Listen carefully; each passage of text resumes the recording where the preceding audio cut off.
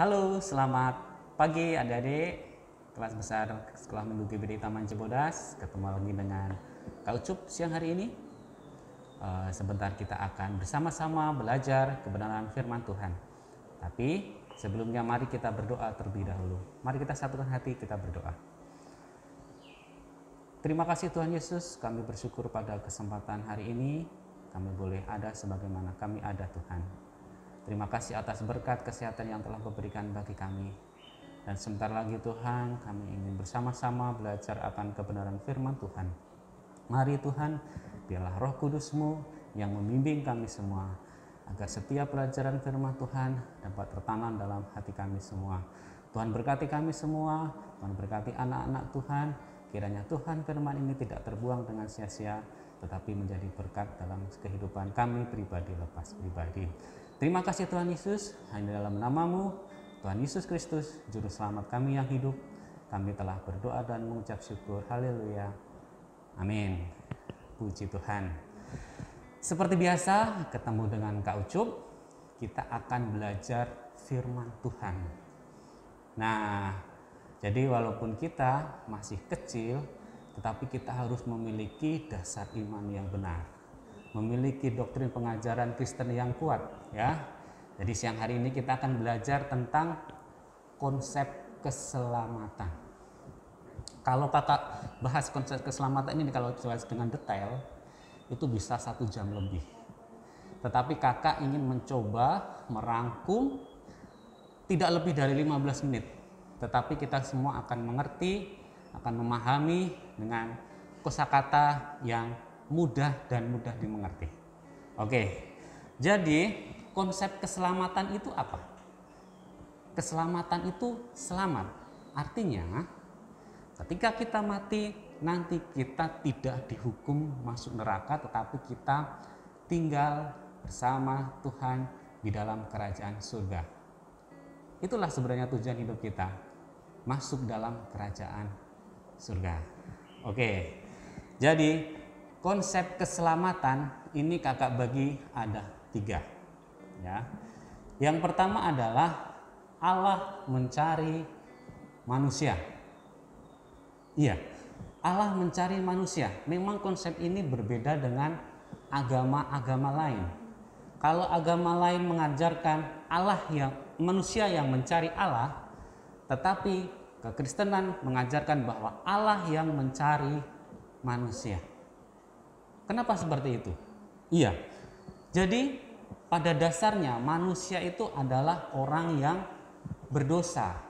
Orang yang berdosa itu dikatakan orang yang tersesat, orang yang terhilang. Orang yang tersesat, orang yang terhilang. Yesaya 53 ayat 6. Kita sekalian sesat seperti domba. Mazmur 119 ayat 176. Aku sesat seperti domba yang hilang. 1 Petrus 2 ayat 25. Sebab dahulu kamu sesat seperti domba. Ya. Jadi pada dasarnya adalah manusia itu berdosa, tersesat, ya, seperti domba. Di dalam kesesatannya manusia tidak bisa mencari Allah, ya. Semakin mereka mencari jalan, semakin tersesatlah mereka, ya. Kakak ambil contoh seperti ini. Misalnya, handphone kakak hilang, ya, handphone kakak hilang. Pertanyaannya adalah, yang benar itu apakah handphone yang mencari kakak atau kakak yang mencari handphone? Jelas, jawabannya yang benar adalah kakak yang mencari handphone. Ya. Tetapi ada yang bertanya, Kak, handphone kan benda mati. Handphone kan tidak memiliki akal budi. Tapi sedangkan manusia kan memiliki akal budi. Yesaya 53 ayat 6. Kita sekalian sesat seperti domba. Masing-masing kita mengambil jalannya sendiri. Roma 3 ayat 11. Tidak ada seorang pun yang berakal budi, tidak ada seorang pun yang mencari Allah. Jadi manusia dikatakan tidak ada yang bisa mencari Allah. Di dalam kesesatannya, mereka akan semakin sesat ketika mencari jalannya sendiri. Nah, jadi Tuhan Allah lah sendiri yang mencari manusia. Inisiatif Allah sendiri yang mencari manusia, ya. Seperti kisah Adam dan Hawa yang jatuh dalam dosa. Ketika Adam dan Hawa jatuh dalam dosa, mereka bersembunyi, mereka ketakutan. Dan Allah sendiri yang mencari Adam dan Hawa. Manusia tidak mencari Allah, tapi Allah sendiri yang mencari Adam dan Hawa. Nah, lantas tindakan apa yang dilakukan Allah dalam mencari manusia yang tersesat?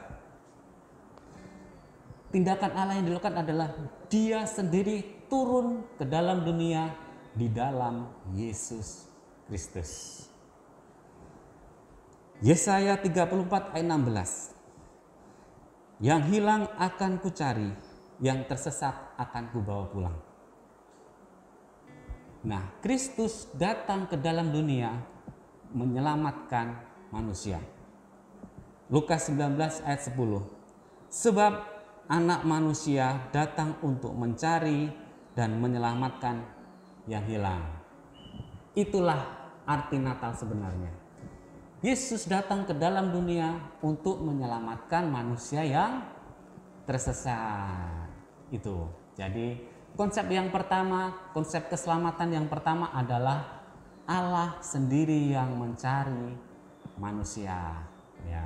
Yang kedua adalah konsep yang kedua tentang keselamatan, yaitu tentang penebusan atau penggantian, atau bahasa kerennya substitusi. Kalau kalian belajar matematika, kalian pasti pernah belajar tentang eliminasi, substitusi, dan lain sebagainya. Nah, lantas apa makna arti sebenarnya tentang penebusan? Nah, jadi Allah itu memiliki sifat yang adil. Allah itu adil dan Allah itu kasih. Allah itu adil berarti setiap manusia yang melakukan dosa, setiap manusia yang melakukan kesalahan, layaknya dia harus dihukum. Dia harus dihajar, dihukum. Itu menandakan berarti bahwa Allah itu adil. Namun di satu sisi Allah itu kasih. Allah mengasihi manusia. Jangan sampai manusia itu dihukum. Nah, bagaimana caranya dua-duanya bisa berjalan bersama-sama? Oke, kakak ambil contoh seperti ini. Kakak memiliki dua anak.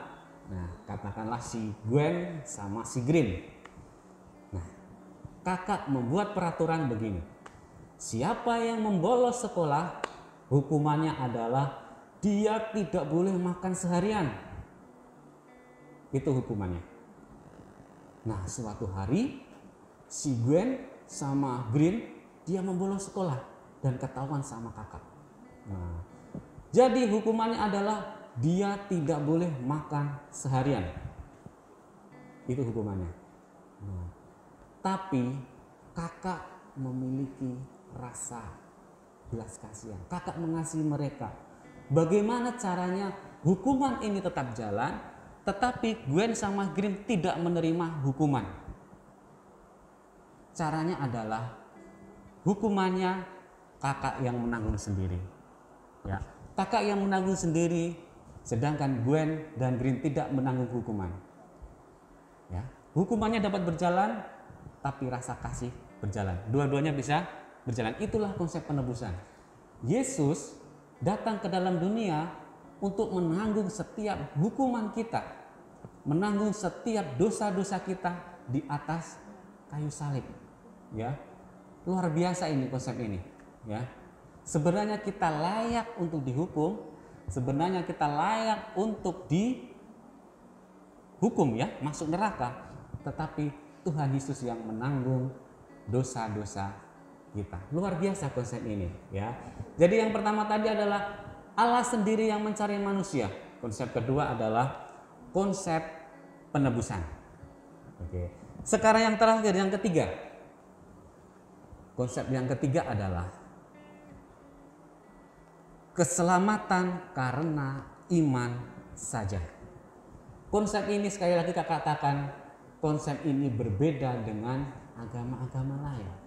Ya, agama-agama lain mengajarkan bahwa kalau ingin selamat ya kita harus berusaha. Kalau kita ingin selamat, kita harus sebanyak-banyaknya mengumpulkan kebaikan. Kita sebanyak-banyak berusaha untuk menyempurnakan diri. Ya, keselamatan itu adalah tanggung jawab diri sendiri. Tetapi berbeda dengan konsep keselamatan agama Kristen. Ya, konsep keselamatan agama Kristen adalah keselamatan dari iman saja. Lah, kok enak ya? Ya enak. Karena yang nggak enak sudah ditanggung dalam Yesus Kristus. Nah, jadi di sini kakak bisa katakan bahwa perbuatan baik atau usaha manusia, perbuatan baik itu tidak ada andil dalam keselamatan. Ya, sekali lagi kakak katakan, perbuatan baik tidak ada andil dalam keselamatan. Keselamatan adalah anugerah dari Tuhan. Keselamatan itu bisa kakak katakan adalah sebagai bonus, ya. Sedangkan perbuatan baik itu adalah bukti kita beriman kepada Tuhan. Nah, lantas seperti apa sih Allah melihat kebaikan itu? Perbuatan baik itu seperti apa? Kita buka di dalam Yesaya pasal 64 ayat 6. Demikianlah kami sekalian seperti orang najis dan segala kesalahan kami seperti kain kotor. Kesalahan kami seperti kain kotor. Bayangkan, kesalahan itu kebajikan, kesalahan itu kebaikan, perbuatan baik. Tetapi di mata Tuhan, kesalahan itu seperti kain kotor. Tuhan, aku ingin masuk surga. Ini tiketnya, kain kotor. Hah? Mustahil, ya? Nggak mungkin, nggak bisa seperti itu. Tidak mungkin, pasti mustahil, ya. Nah, jadi perbuatan baik itu tidak ada andil dalam keselamatan. Nah, kakak bisa katakan begini, sebelum kita beriman, perbuatan baik itu berdosa. Setelah kita beriman dalam Yesus Kristus, perbuatan itu adalah buah dari iman. Oke, jadi fungsi perbuatan baik di sini kakak bagi dalam 3 hal. Yang pertama adalah bukti iman karena diselamatkan. Iya, kita memiliki keselamatan itu. Kita harus berbuat baik karena itu merupakan bukti dari keselamatan itu. Ya. Efesus 2 ayat 8. Sebab karena kasih karunia kamu diselamatkan karena iman. Nah, itu fungsi perbuatan baik yang pertama. Yang kedua adalah perbuatan baik itu sebagai kita mengungkapkan ucapan syukur kepada Tuhan. Misalnya begini, kakak ambil contoh ya. Kakak memiliki hutang 1M, ya. Kakak memiliki hutang 1M. Tapi kakak tidak mampu melunasinya. Kakak tidak mampu membayar utang tersebut. Nah, datanglah juru selamat, datanglah penolong. Misalnya siapa ya? Oh, misalnya Cici Elis datang sebagai penolong. Dia membayarkan lunas utang kakak sebesar 1M. Terima kasih Cici Elis. Pasti kakak akan sangat berterima kasih. Pasti kakak akan melakukan apa yang disuruh Cici Elis. Itulah bukti ucapan syukur. Kakak berterima kasih. Kita berterima kasih kepada Tuhan karena Tuhan telah menyelamatkan hidup kita. Makanya kita harus bersyukur melalui perbuatan yang baik. Membantu orang tua, menolong sesama yang sedang mengalami masalah dan lain sebagainya. Nah, ada pujian rohani sekolah minggu bisa dikatakan. Anak sekolah minggu dengar-dengaran, turut orang tua terlebih Allah, Itulah tandanya anak yang manis nanti masuk surga, terima upahnya. Kakak tidak melarang lagu ini ya, tetapi kakak ingin menjelaskan biar kalian tahu, biar teman-teman tahu pemahaman lagu ini. Jadi masuk surga itu ya bukan karena kita berbuat baik, bukan karena kita taat kepada orang tua, kita dengar-dengaran pada orang tua, lantas itu syaratnya kita untuk masuk surga, bukan ya. Tetapi ini lebih ke upah ketika kita dalam surga. Ya jelas begini, contohnya gini, Rasul Paulus itu pasti upahnya lebih besar daripada kita. Kita tahu sendiri kan, Rasul Paulus melayani dengan sepenuh hati, dengan mati-matian melayani Tuhan. Ya harus fair ya, orang yang tidur-tiduran sama orang yang bekerja keras itu upahnya harus beda ya, harus beda. Nah, jadi perbuatan baik itu adalah fungsinya kita untuk menerima upah di surga, bukan sebagai syarat untuk diselamatkan. Keselamatan itu bonus, keselamatan itu anugerah dari Tuhan. Ya, itu poinnya di situ. Sedangkan perbuatan baik yang pertama tadi adalah bukti iman, kedua ucapan syukur, yang ketiga adalah untuk kita menerima upah di surga. Ya. Jadi sebelum kita beriman, perbuatan baik berdosa. Setelah kita beriman kepada Kristus, perbuatan baik untuk mencari upah di surga atau menjabatkan pahala. Ya. 1 Korintus 15 ayat 58. Sebab kamu tahu bahwa dalam perkesudahan dengan Tuhan, jerih payahmu tidak sia-sia. Ya. Sekecil apapun yang kita lakukan untuk melayani Tuhan, untuk menolong sesama, untuk membantu orang tua dan lain sebagainya, itu diperhatikan Tuhan. Tidak ada akan yang sia-sia, ya, tidak ada yang sia-sia. Allah memperhatikan setiap perbuatan baik kita sekecil apapun. Allah memperhatikan pelayanan kita sekecil apapun, ya, karena kita akan mendapatkan upah di surga. Amin. Iya. Jadi kesimpulannya, marilah kita percaya dengan sungguh-sungguh kepada Yesus Kristus, kepada Tuhan kita yang sudah menyelamatkan hidup kita, menebus dosa kita, menyelamatkan hidup kita sehingga kita masuk dalam kerajaan surga. Perbuatan baik tidak ada andil untuk keselamatan kita, tetapi perbuatan baik adalah bukti kita beriman kepada Tuhan. Puji Tuhan, kiranya firman Tuhan siang hari ini menjadi berkat bagi kita semua. Mari kita satukan hati, kita berdoa, kita tutup firman Tuhan pada kesempatan hari ini. Allah Bapa di surga, kami bersyukur kami boleh bersama-sama belajar kebenaran firman Tuhan. Kiranya firman Tuhan ini Tuhan dapat menjadi kekuatan dalam hidup kami. Kami mengerti akan pelajaran firman Tuhan siang hari ini. Biarlah Tuhan firman ini Tuhan menjadi rema dalam kehidupan kami bersama-sama Tuhan. Kami ingin menjadi pelaku-pelaku firman Tuhan, bukan hanya sebagai pendengar firman-Mu. Terima kasih Tuhan Yesus, kami serahkan semuanya ke dalam tangan-Mu, dan dalam nama-Mu kami telah berdoa dan syukur. Haleluya. Amin.